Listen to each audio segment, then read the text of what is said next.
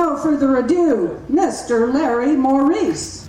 Good afternoon. Hey, you guys look good. You guys look good. You're kind of scattered here, and it's kind of afraid that, yeah, if this was George Strait, you guys would be sitting right up front here, wouldn't you? Yeah. You okay in the back there? Good. I very seldom get on the stage, because there's a stage leaving in 20 minutes. Be on it,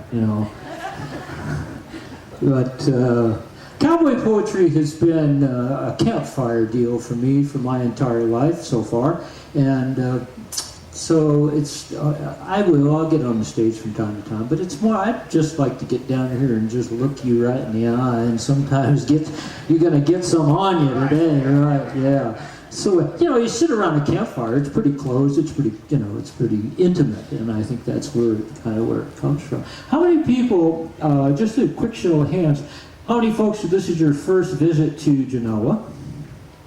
A lot of you. How many people in here have never been victimized by cowboy poetry? This is your first. Oh, there's the fresh meat I want right there. There we go, guys. I don't know what the hell's going to go on here this afternoon. I thought it was a cowboy pottery show, and I brought plants, but then it's poetry, and so it's been around for a long time. Well, it's not How Now Brown Cow, and we have some fun with it. Don't take this too seriously because no one else does.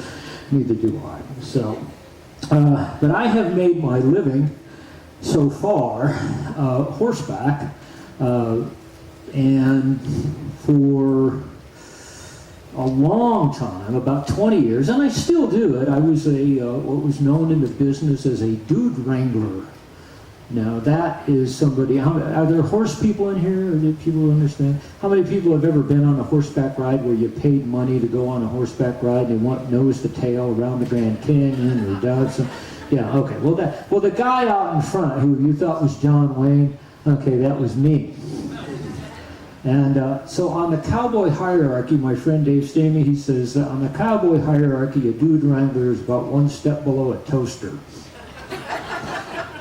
But years ago, a guy named Dale Gardner, who was a great cowboy poet from Arizona, passed away in the 1950s, but I found his poem. I was dude wrangling for Mammoth Lakes Pack Outfit down here in Mammoth, and I worked for those guys for about 16, 18 years, I guess, and I'm still doing it for Frontier Pack Station. And I said, oh, the dude wrangler. Oh, I haven't learned that poem. I've never seen that one before. That's got to be great. That's a great poem. Well, I learned the poem, this is it. I'll tell you a sad, sad story about how a cowboy fell from grace. It really is a sad tale. There never was such a sad case. You see, once I had myself a partner, I never had one quite so good. And we throwed our outfits in together and we worked the way that cowboys should. For he savvied all about wild cattle. And he was mighty handy with a rope. And for a gentle, well-reined pony, well, just give me one that he had broke. And we never wore no close-set Levi's. And we wore them till they was slick. And we never wore no great big Stetsons. Because where we rode, the brush was thick. And he never had no time for women. So bashful and so shy was he, and beside he knowed that they was poison. So he just let them be. Well, we went to work on different ranges, and I didn't see him for, about a year. But I had no cause to worry, because I knew that he would soon appear. Well, one day I rode in from the mountains and I was feeling good and stepping light because I had just sold all my yearlings and the price was out of sight. But then I saw a sight so awful, it caused my joy to fade away. It filled my very soul with sadness. I never will forget the day. For down the street there comes a walking, my old partner as of yore, and although you won't believe me, let me tell you what he wore. He had his boots outside his breeches. They was made of leather, green and red. He had a shirt of a dozen colors, loud enough to wake the dead. When around his neck he had a kerchief knotted through a silver ring. I swear to God he had a wristwatch. Who ever heard of such a thing? I said, "Oh, pard, you must have got some loco weed. Just tell me how to help you. I'll get you anything you need." Well, he looked at me for half a minute, and then he began to bawl, and he said, "Bear with me, old pard, and I'll tell you what made me take this awful fall." It was a woman from Chicago. She put the engine sign on me. She told me I was handsome and just as romantic as could be. "Pard, there ain't nothing you can do to save my hide. You see, I'm wrangling dudes instead of cattle. I'm what they call a first-class guy. I saddles up their pump-tail ponies, I fix their stirrups for them too, and then I boost them up into the saddle, and they give me tips when I am through. It is like horses eating loco. I couldn't quit it if I tried. I'll go on wrangling dudes forever, until the day that I shall die." Well, I drew my gun, and I threw it on him. And I had to turn my face away, and I shot him clean through the middle, and where he fell, I left him lay. I surely hated for to do it, but a deed done can't be recalled, and when a true cowboy turns dude wrangler, he ain't no good no more at all. Woo! Dale Gardner. I hate that poem. I've made most of my living taking folks in places that if they want to go, I'm the guy to take them. I'm the guy who's going to take them. They want to show up in shower shoes and shorts and high heels or whatever, and they do. And I'll put them on the back of a pony and take them around and say, "Folks, this is what we call a view." So one afternoon, in a fit of rage, I sat down and I wrote the retort. That's a, you know, that's the answer, right? The retort. College educator. Some of this stuff you'll get on the way home. Don't worry about it. To the dude wrangler, and it's called. You know, if you were sitting closer, you wouldn't have to strain like that to hear me. It's called Pride of the Guide.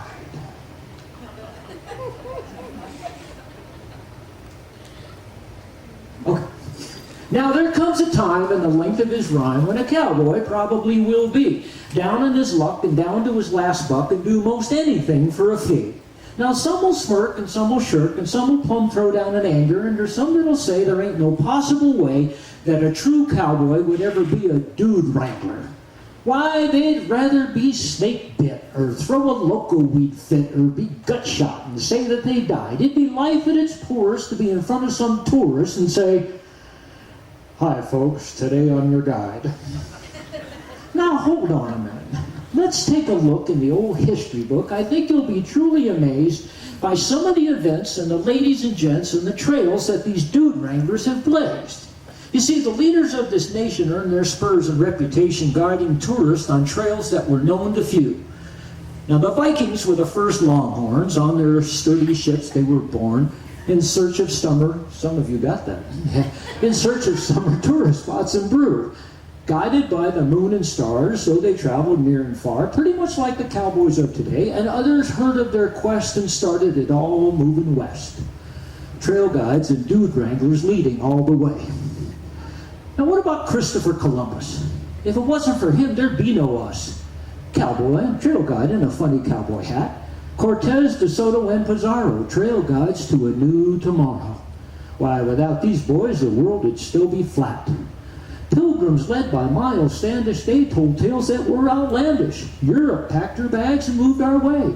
If it weren't for these big-hatted guides that told such outrageous lies, we wouldn't even have Thanksgiving Day. And Daniel Boone, he took some tourists. He took the richest and the poorest, wrangled them right through the Cumberland Gap. Why, if he hadn't started them going, there just ain't no way of knowing where the lines would be on those McNally maps. Now, Adams and Jefferson, they told folks where to go, something I'd like to tell the government today. Davy Crockett and Jim Bridger, guides to mountains, plains, and river, started moving even farther west. Tourists from far-off worlds seeking land like precious pearls. Trail guides helped them pass the rugged test. Lewis and Clark had Sacagawea. Without her, hey, where the heck's Montana? See, women have always guided steadily and true. Cattle cater, Betsy Ross, school marm, or cattle boss. These gals forgot more than most guys ever knew. Wagon master and trail guide, titles worn with utmost pride. New starts for every creed and race. The passionate lure of Black Hills gold, the stories of land untold. Brigham Young guided tourists to the place. From the deserts to the Rockies tall, trail guides and dude wranglers have led them all. Their jobs done with courage and pride and honor. Without these guides to show the way, folks didn't know when to go or when to stay. Some ended up having lunch with Mr. Donner.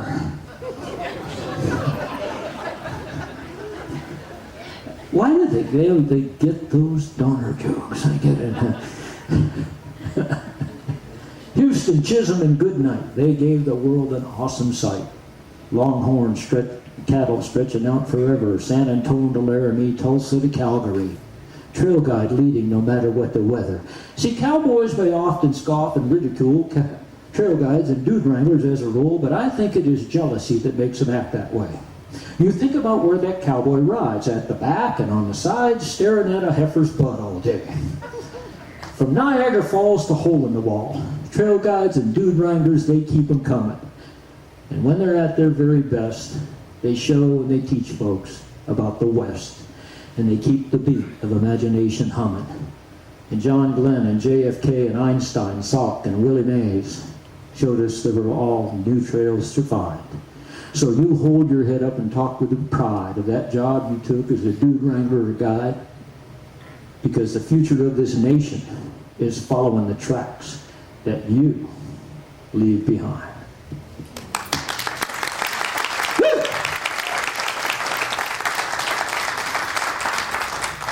Take that, Gail Carter.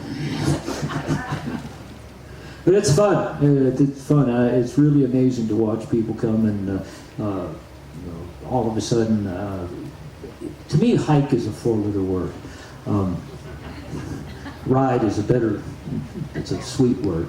I see people, slogging in the backcountry with a pack going up the hill, and I said, if you just stand up and look around, it's a lot better. It's a lot better.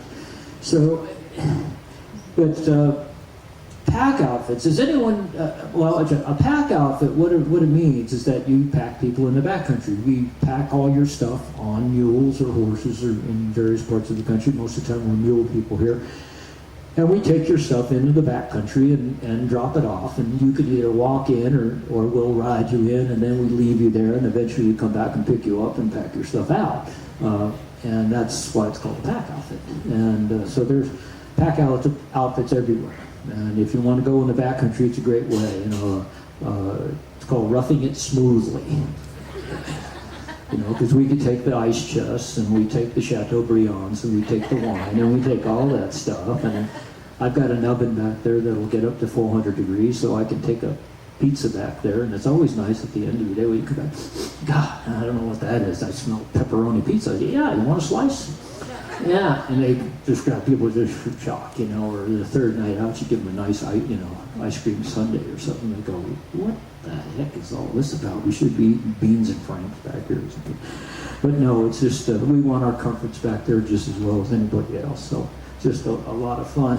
But one of the things we don't do a lot of, now I work with,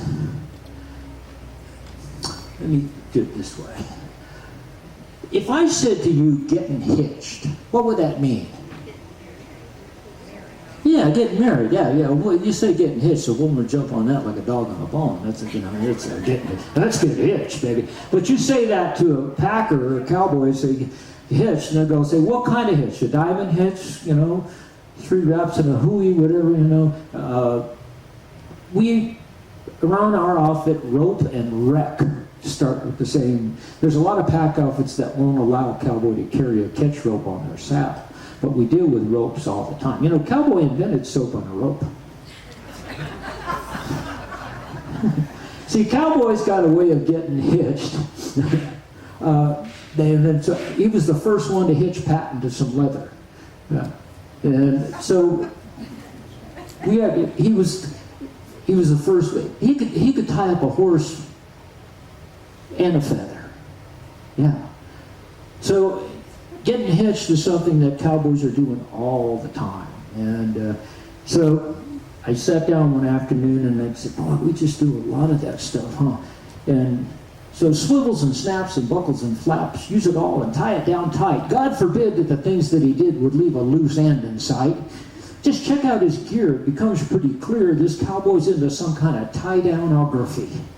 He's got an MBA in stack it this way, and a minor in strap and tarpology.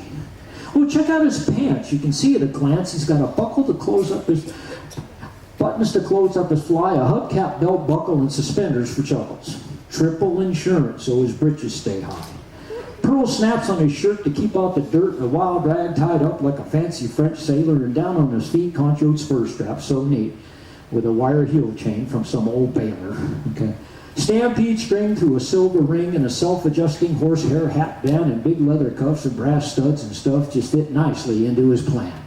On chinks there ain't nothing like a rolled leather button. He hides the rivets with a concho or two, and then a piece of strap leather to keep them together, and a neat little pocket for string and thread and glue. Check out his saddle. Oh, it's ready for battle. He could tie down a flea or a toilet. I just threw that in there for Josh.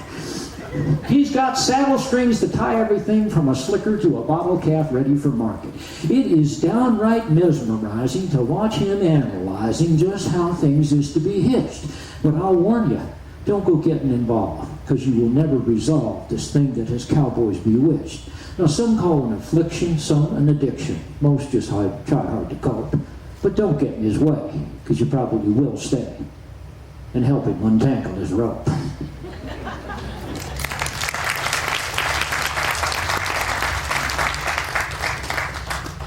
What's next, hon?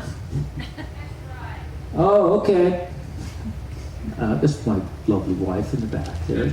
And she, I just mouth the words, she sets up the plan. Yeah. Mm-hmm.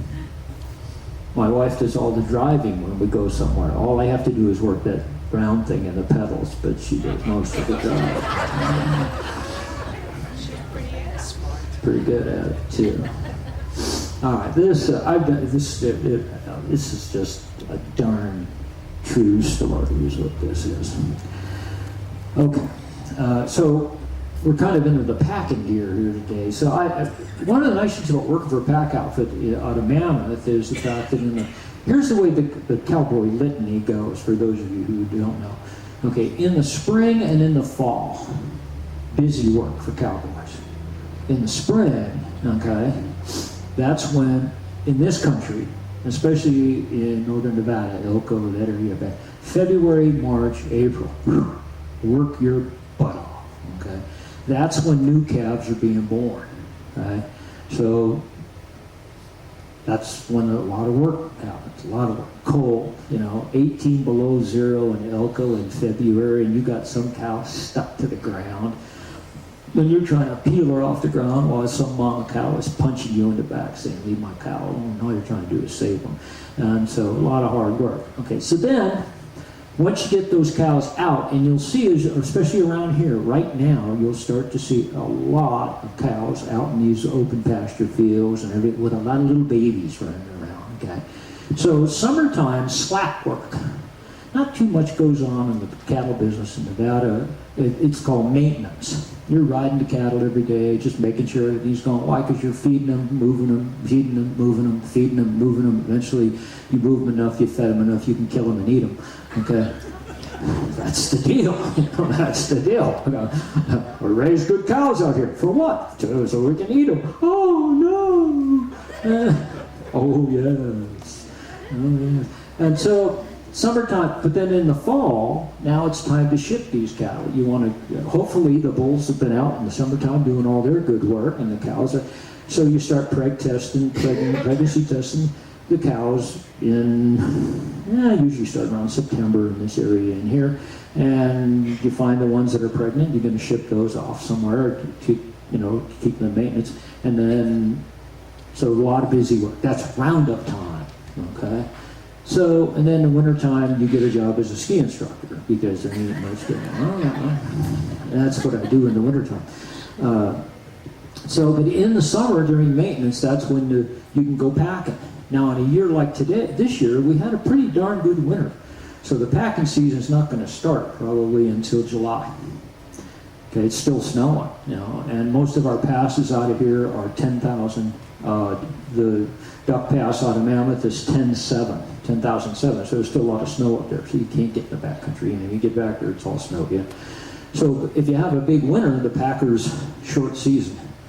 If you have a dry winters like we've had the last few years, you can go in the backcountry early and that sort of stuff. But it all goes with the horses and the mules, okay? And so at our outfit, if the boss will give you a couple of horses in the spring, say, these are yours, and at the end, in the fall, he'll come back and he'll say, what do you think? And I said, keep that one, get rid of that one, get rid of that one, and that. And if you do that, if you say the ones they keep, we'll take your word for it, okay? Because not all horses are good for that kind of work. They've got to be real quiet, and they have to be to the point, dull as well. He's got to be dull, because you put some 7-year-old or some 80-year-old guy on there, you don't want to fire him off and make a lawn dart out of him. So anyway, and that horse will then stay with that pack outfit until it dies. So it's a pretty big commitment. Okay. So here's a story about a new horse, a new saddle, and a little day ride that I've taken probably 150, 200 times. And just when you think that you're the cat's pajamas, reality will come and bite you right in the butt. This is called test ride. Now the boss said take Mom and her 2 little young'uns on a little pleasure trip. Oh, just up to the lake, around and back, and hey, don't expect no tip. Now Mom was sure cute, with nice kids to boot. And the boss, he picked out mounts for them all, and the kids, they kind of looked scared about being there. I think they'd rather be at the mall. Well, one kid on Chet, and he's a safe bet, and then Mom on Dear Sweet Prince, and then an old yeller horse named Pal, of course. I figured, heck, this ride's a cinch. So I'm putting boot to stirrup, and I'm about to get up, and the boss, he stops me halfway, and he says, hey, you take that new one next to the dun. He come in yesterday, and I got to let the broker know whether that there joker's going to go or is here to stay. Well, I looked to the rail. I stifled a whale at that cayuse standing there.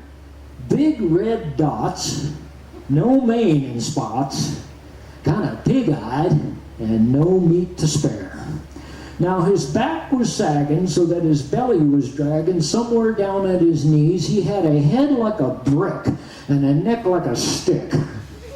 And he was just kind of leaning against the breeze. Now they called this horse Applesauce. Yeah, ain't that a stupid name? Well, I was soon to find out that this horse was 3 parts Appaloosa and 1 part pure insane.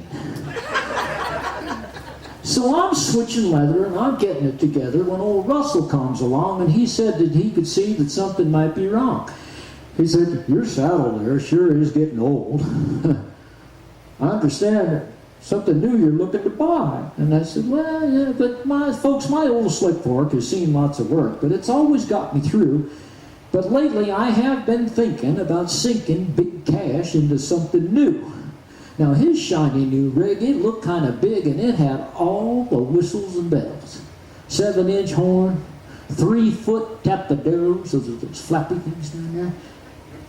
32-inch bucking swells, silver and rawhide everywhere, stamping and flowers here and there. I'll tell you, for the eye, it sure was a treat.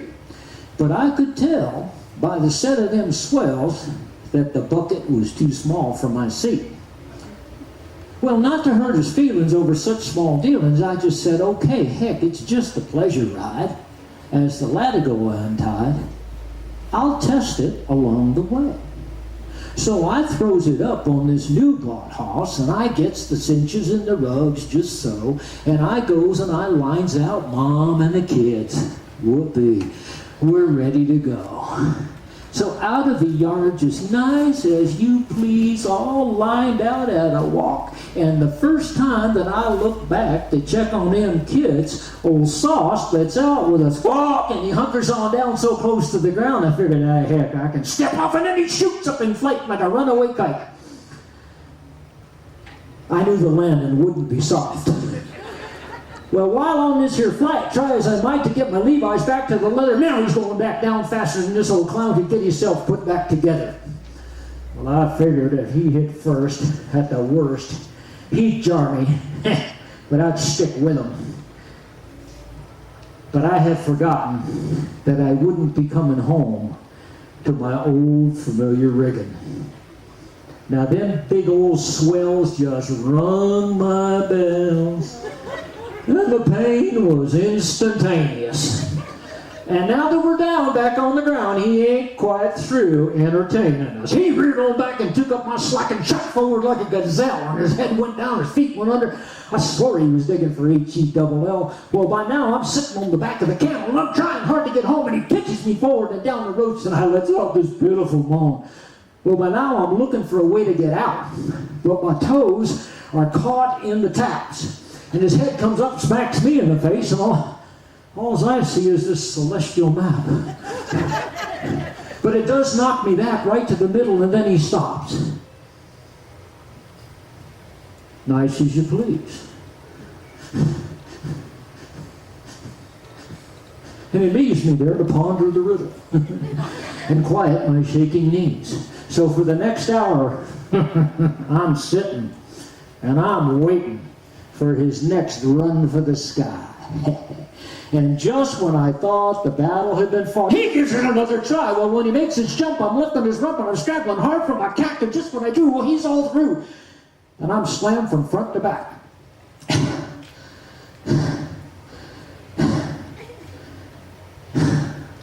Now, Mom and the young'uns, remember them? They're having a wonderful time watching me fly and die. And they don't know if it's part of the show, something they're supposed to try. Well, we finally get back in, and I said with a grin, "Hope you folks enjoyed the ride." But they're laughing so hard that tears are coming out. Mom's just gagging and holding her side. And the old wounded pup, I cowboyed up. And I said, "You folks all come back for another trip." And dear sweet Mom, she took pity on me. She gave me a $25 tip. Now there is a moral to the story. And since that day, I have learned to respect every little hoss. But since that day, for some unknown reason, I've kind of lost my taste for applesauce. Thank you so much.